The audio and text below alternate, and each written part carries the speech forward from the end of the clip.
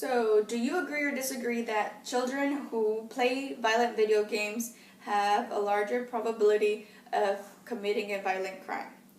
The American Psychological Association and the American Academy of Pediatricians take a firm stand that this is the case, that if children and teenagers play violent video games, that they increase their chances of committing violent crimes.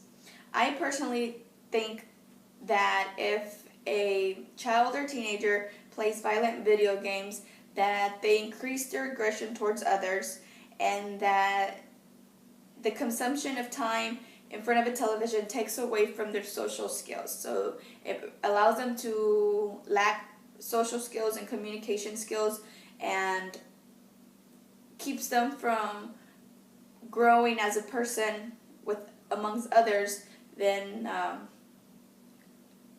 non-playing video games. So with that being said, in a study that was conducted by the American Psychological Association that was documented in a CNN article, and they believe that the study showed that children and teenagers who play violent games, video games, do increase their aggression towards others, and they do lack social skills. And in an article that was documented online, it is said that the most popular video games in 2016 were Halo, Assassin's Creed, Grand Theft Auto, and Halo, and Mortal Kombat. So in these games, it is said, for example, that in Mortal Kombat, that the player's main goal is to go on killing sprees and consecutive killing sprees. So the more consecutive killing sprees you have against your opponent, the more points you win. In Assassin's Creed, the player is ultimately a hitman and for hire, and then they can recruit other non-player characters to join their fraternity of assassins. So there alone, children are being taught that you can gather a group of friends to commit crimes or violent crimes. And the Mortal Kombat, it is teaching the kids that it's okay to fight each other with aggression. So yes, I agree that these violent games do play and have an effect on children and teenagers. So in a previous speech, I had documented that an average American child spends roughly 1,200 hours in front of a television. That clearly can stand that kids spend way too much time in front of a television instead of socializing outside and playing with other kids. I think that prevents the children from becoming social with other children and learning how to communicate well with others. But studies then show that maybe we're not asking the right question. Maybe the question should be, do violent games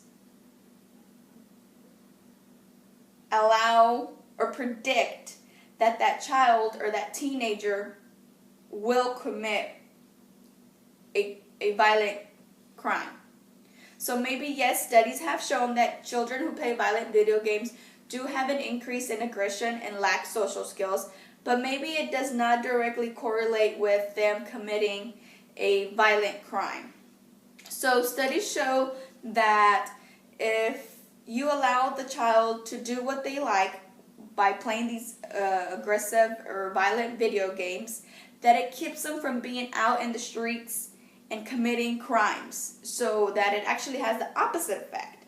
So while the child is at home playing these games, they are not out committing these crimes.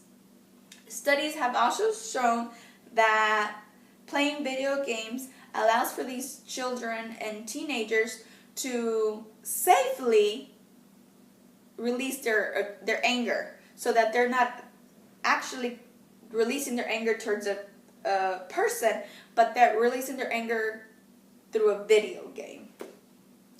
So those studies did not show that in the long run they did not have an effect with the correlation with the child or the teenager committing violent crimes, but studies also show that there's a large gray area to where there's different scenarios or further risk factors that need to be assessed. For example, the difference between a woman and a man and their different levels of aggression.